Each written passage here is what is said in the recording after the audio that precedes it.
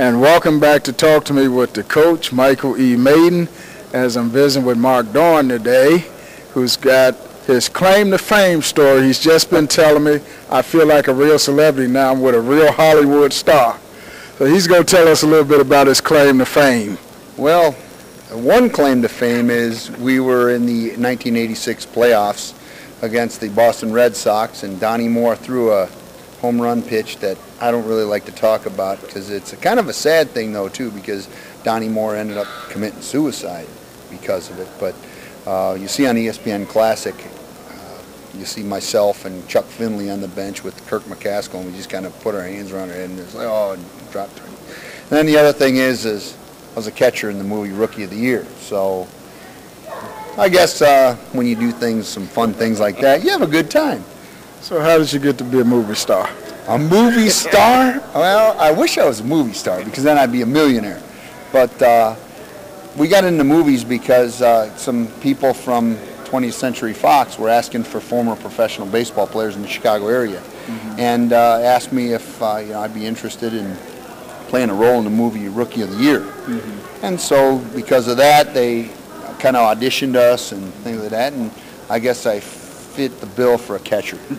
I guess I'm ugly enough and big enough, kind of fit the bill for a catcher. So tell us a little bit how it came about that you broke into the big leagues. Well, I was, I went to Thornridge High School in Dalton, and was drafted out of high school in the 6th round by the San Diego Padres, and I had a lot of interest from there, and I just didn't feel right at playing professional baseball out of high school. And I felt like I had to go to college and mature. And I think that's what a lot of kids in the Chicago area need to do, because we don't have the high level of baseball like in California or Florida or Texas or something like that. So I think the kids in our area need to go to a good college program, JUCO, or just play college baseball and kind of get on their own a little bit to mature.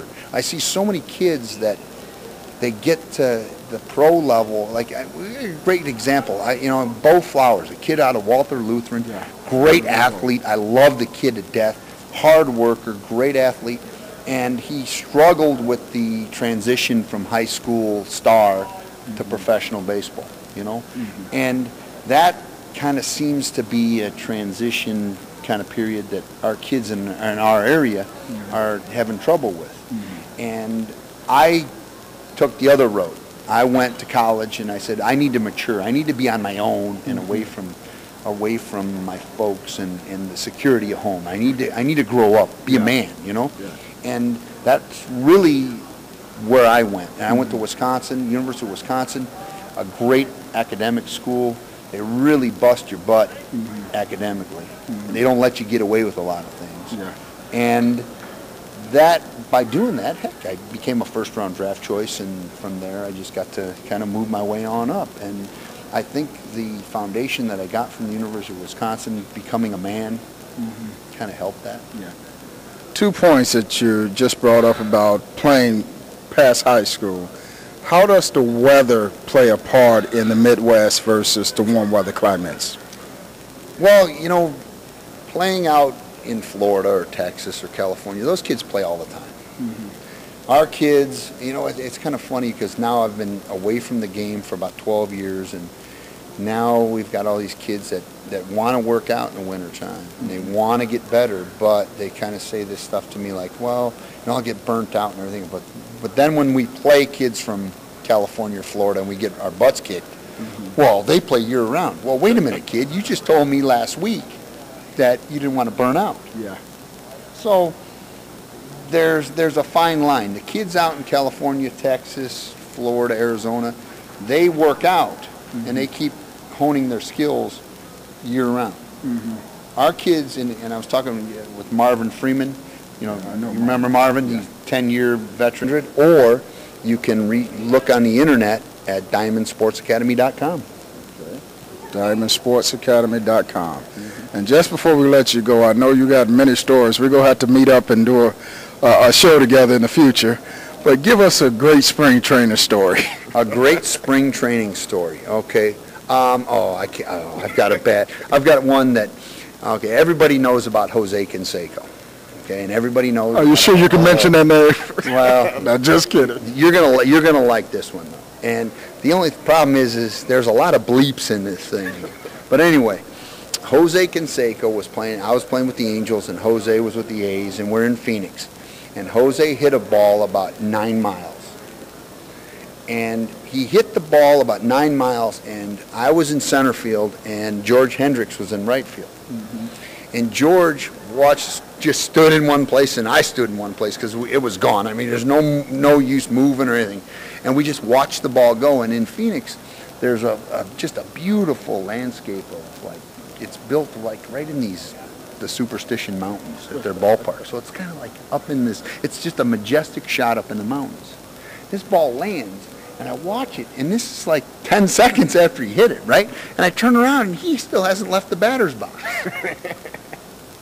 Well, then he takes about an hour to go around the bases. Well, I'm out in center field, and I'm like talking to George, and I'm like, George, do you believe that? And a few like choice words come out of George, yeah, right. And then I start dropping a few bleep, bleep, bleeps, and then we're sitting there talking back and forth, and he still hasn't reached second base. And so I scream in, let's go! Bleep, you know? bleep. Yeah. Well, then he comes around. Well, then his next time up, our pitcher hits him with a curveball. Hits him with a curveball. Now, if we're going to hit him, what are we going to hit him with? A fastball. A fastball, okay? He hits him with a curveball. He points his bat at our pitcher, who's about, 6 foot, about 180 pounds. And he starts puffing his chest out and everything else. Well, I'm in center field. I'm pretty ticked off at the moment anyway. So I go flying into second base and start dropping some bleep, bleep, bleep. bleeps at him. This is an educational show. There we go. That's right. So I'm screaming and yelling at this guy. Come on out here. You're going to go after a 180-pound guy. Come and get me. Come and get me. And he's like speaking in Spanish, walking down to first base, cussing at me, and I'm cussing back at him.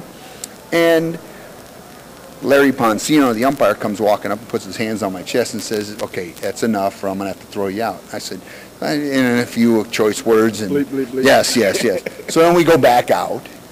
And I'm turning around. I got my back to the infield, and I'm cussing into the big hitting background, and it's echoing back into the field.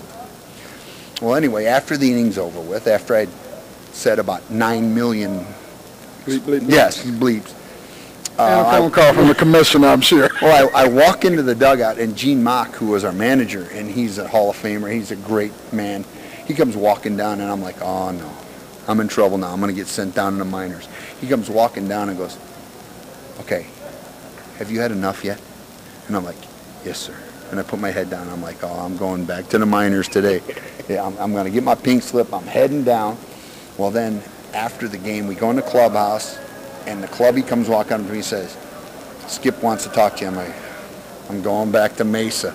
I'm going into the middle of the desert with nothing. I'm in Palm Springs, beautiful Palm Springs, resort community, spring training with the big league club, all these beautiful women and everything else, stars. Bleep, bleep, bleep. Yeah. So I'm like, oh, I'm going to Mesa, Arizona, in the middle of the cactus. He comes in, I go into his office, he says, you know what, Mark, the veterans really loved what you did. I'm like, really? He goes, but did you have to carry it on for so long? And I'm sorry, Skip, it won't happen again. He says, good job, son. Pats me on the back and sent me out, and I was like, oh, thank you. Well, now we know how to stay at the big leagues. That's right. We thank you for your time. My pleasure. And we definitely want to see you in the future. Oh, we'll